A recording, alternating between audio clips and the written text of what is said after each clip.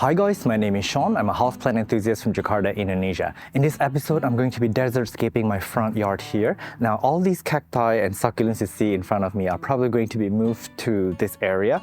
And previously, I had a lot of really large tropical foliage grow.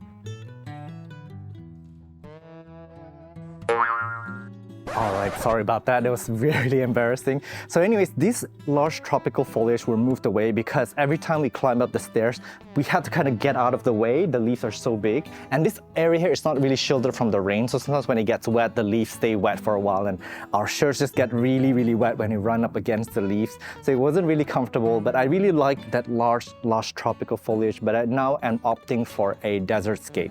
So basically we removed those large leaves and all those understory plants below it. We removed all the roots and now we have this like soil area with maybe about 5 inches or like 12 or 13 centimeters of area where we could put other types of potting media on it. So the first media that's going on top of the red soil is going to be this like large chunks of charcoal. They're meant to be for orchids. They are basically orchid media. So we used hammer, we hammered it up to in smaller pieces. And then later on, I'm going to use what we call pasir malang. This is actually black sand rock. It's actually very cheap here in Indonesia. And it's basically very porous, tiny bits of rock. And the cacti and succulents are going to thrive here because it does rain here every day. So we want them to dry out as fast as possible. And for some context, this is actually facing the south. So for half of the year, we will get full sun here, but for the other half of the year, the sun will be behind us, so we will not get any full sun. Someone decided to sweep next to us.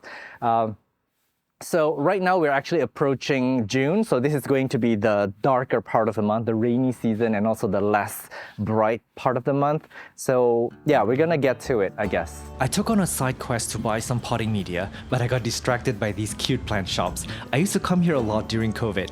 I noticed the shops look so much more organized now and the prices has fallen. Here's a really good tip. The plants you see displayed up front in the open air, these tend to be your full sun-loving plants. I brought home these cute plants to add to my landscaping, and yes, these are desert plants, but I have a small area in the front that I have in mind for some tropical foliage. I brought home this gorgeous begonia and peperomia hope too. All of these plants cost around $1.50 US, and I'm so happy to see the plant prices has stabilized now.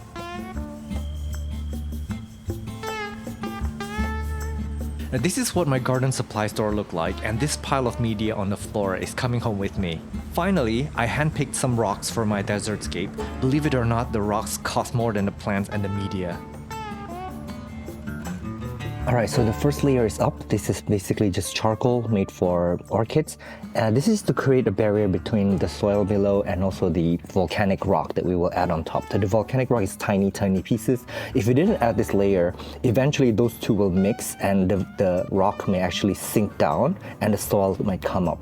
So I have selected 3 centerpieces here, the Euphorbia trigona, and the Opuntia, and also this Euphorbia pencil cactus. This can actually turn into a tree, and then the vine can get really like bushy and crazy. Hopefully it will get there someday, and then I can have the bushiness kind of like make an archway around the house if possible. I've seen this done before. And then the Opuntia will hopefully get big and a little bit bushy. So this is my 3 centerpieces, and then this front here will also be cleared out. So a lot of the smaller desert plants will go in the front here. So we've relinquished them from their pots. They've been living in there for years, maybe 2 or 3 years. And look at all these roots that's in here. This is amazing. This one we need to treat for pests. There are some ants in there, and ants have no business in there unless they're harboring mealybugs or scale. So we got to take care of that. And this one here that came out from a square pot, how beautiful is that? So we're basically going to be planting them in here. This is the evening, and so this is, something just moved in the bushes. So this is what it looks like currently. We will start piling in more plants, but it might be a more gradual process, but I really love the bit of trailing plants here. So in the whole process, it took a while to plant this, and I was speaking in Bahasa Indonesia to my gardener who's also working with me. So we didn't really have a chance to film the process, but it did take a bit of planning. And I gave them a little bit of space in between so things can grow into a larger size. 3 months later, a lot of dormant corms and tubers sprouted amongst the cacti. They actually look really good, so I'm going to show you what they look like before I remove them. Alright, the first one we're going to talk about is this beautiful oxalis. This is starting to flower in just a matter of months. This is another one that appeared. So I guess, I don't know if they're bulbs or corms, but they have really spread everywhere around here. There's another one over there. Super cute. But they really don't belong with the aesthetics of this garden, so they have to go. And down here we've got some Hilo Beauties. I don't know if these are colocasia or alocasias. And another one over there, another clump of Hilo Beauties. These guys can get really big. It's randomly on the ground next to the house. This one caladium has sprouted. We've got some siblings up on the balcony, so I'm just gonna let this one do its thing here, I guess. And beautiful clump of caladium here. It's so happy. This is like one of my happiest caladium actually, and it really likes this situation. It's living in like full sun, although again, I must remind you that right now at this particular few months, there's no full sun on this side of the house. The sun is actually in the back of the house, but come December, November, this will be blasting with full sun. So some of these agaves will be happy here. I'm not sure if this sansevieria will be happy here in the full sun, but I guess we'll find out. Yeah, this is such a beautiful clump. So we're gonna move this into pots soon. And this colocasia, I don't know if this is variegated or not, but the colocasia black coral or black magic, it really doesn't belong here. It's like really stuck out like a sore thumb. And some baby caladiums back here. I remember when I moved into this house, I threw some caladiums here, but they didn't make it. And somehow 2 years later, here they are springing into life. So do we love this kind of full access to like the open sky, but not really direct sunlight, not really that full sun. And this gets rained on every day. So this is the kind of condition that they really love. So this patch here, there used to be a lot of Alocasia macrorrhiza babies. I took them out and gave them away to neighbors. There were like 12 of them maybe. So this is a bit bare now, but we're gonna fill this with something else in the future.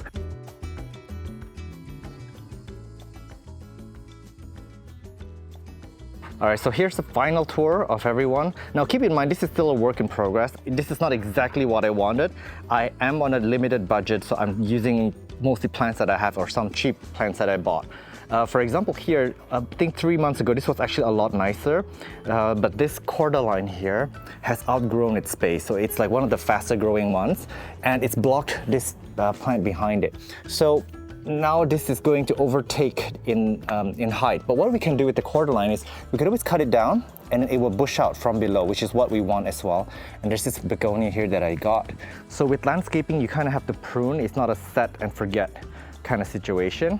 And I've actually put a lot of these potted plants. So these are all still in pots. I just kind of place them here temporarily. They will outgrow the space eventually, but I have the option of moving them around where possible.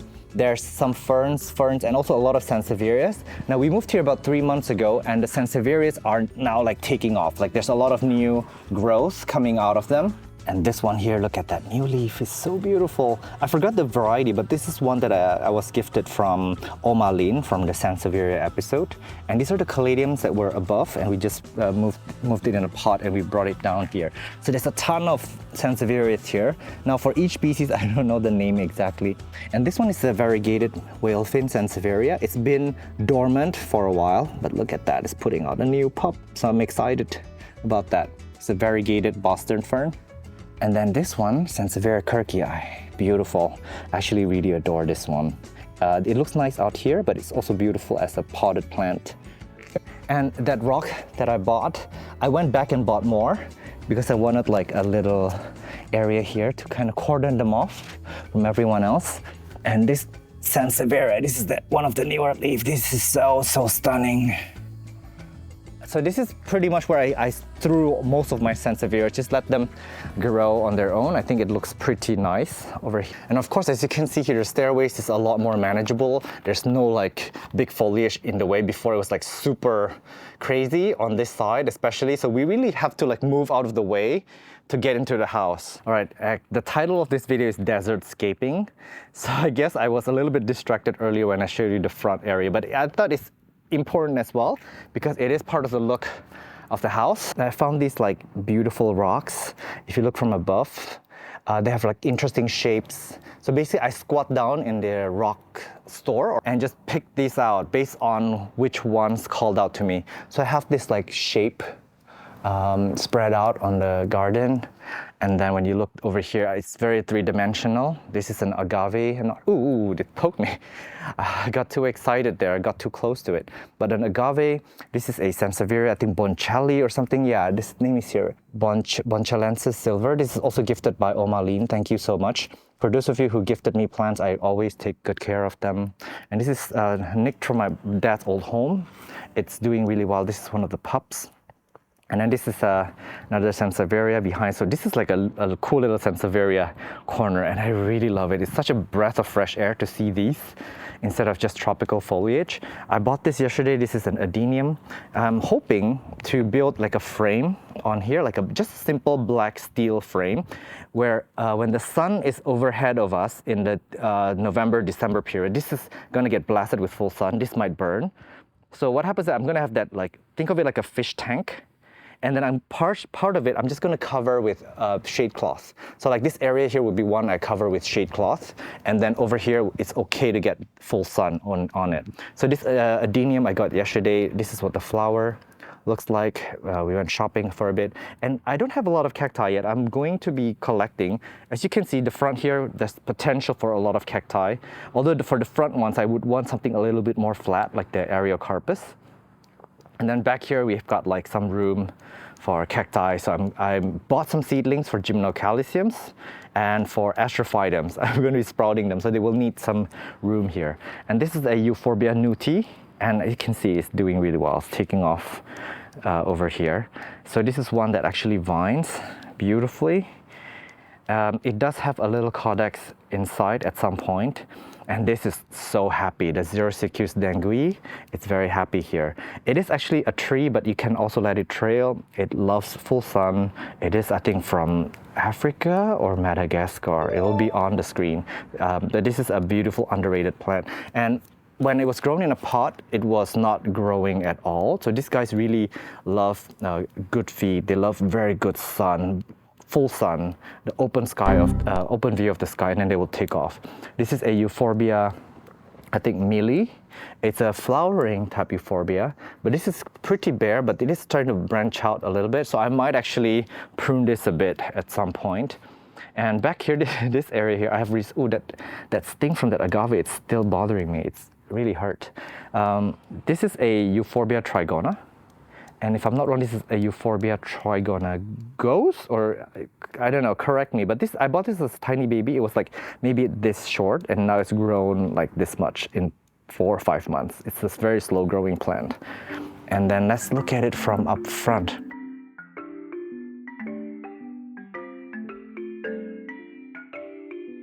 Okay, so coming around this view, I want to remind everyone that this is very much a work in progress. I bought this yesterday. This is actually a Calicia. Got it with Michael.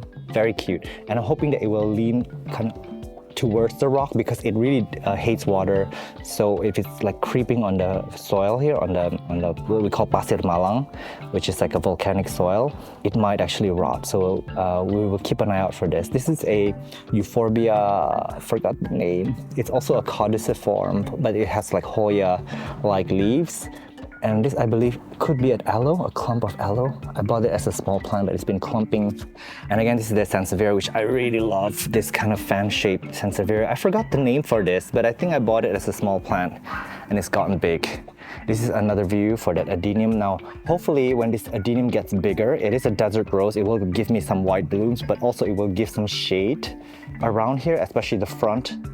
Let's see, because this is again my area for non-full sun loving plant. They can burn in full sun, but they do love a bit of direct sunlight. Now don't laugh at me, but these are some common cacti here. Also, I love this rock. They really add a lot of appeal. And I think my malaria, this is not doing well. This had seen better days. I think it is overwatered. I just told my gardener that he didn't really have to water this area every morning. He's been watering them every morning. So I was like, no, you shouldn't. This is I remember telling him like ages ago, but I have just reminded him. This is forming a beautiful clump. Is this a gymnocalcium? I think, possibly.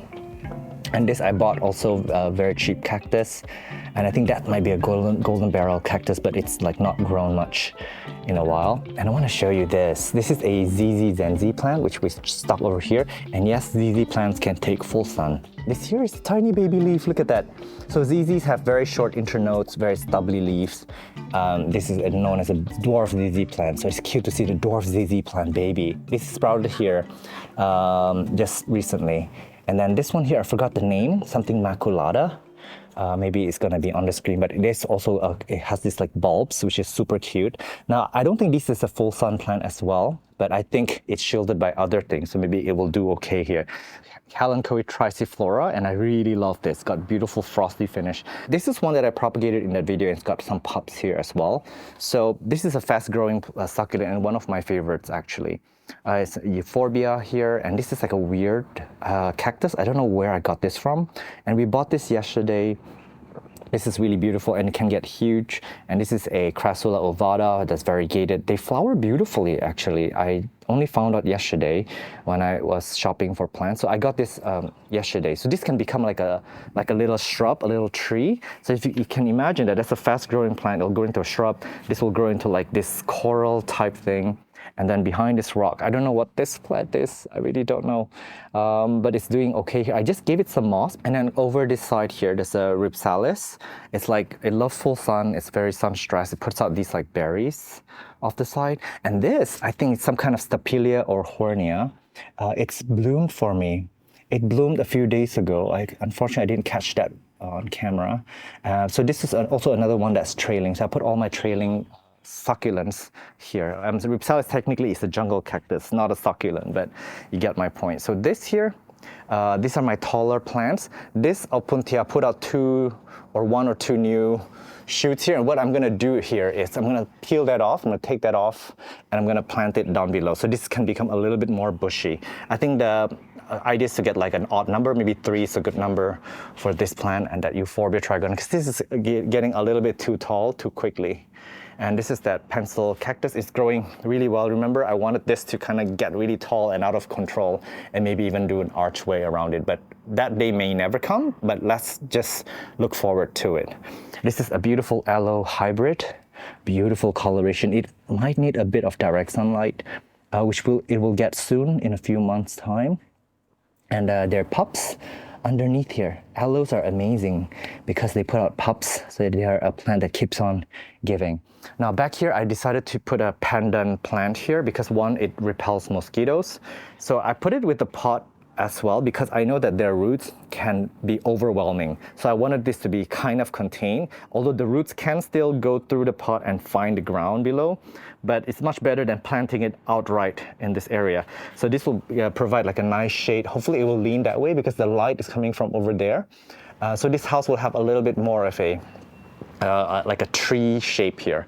And back here is, I just put a bunch of like pots of syngoniums that are just like rescuing and propagating away. I'm doing massive propagation work for my backyard. So there's a lot of like plants that are in rescue and things like that are just piled around here for now. So a lot of these are actually still a work in progress, but I am in this episode just thrilled to show you this. So this is a transformation that I really am proud of. It is still a journey.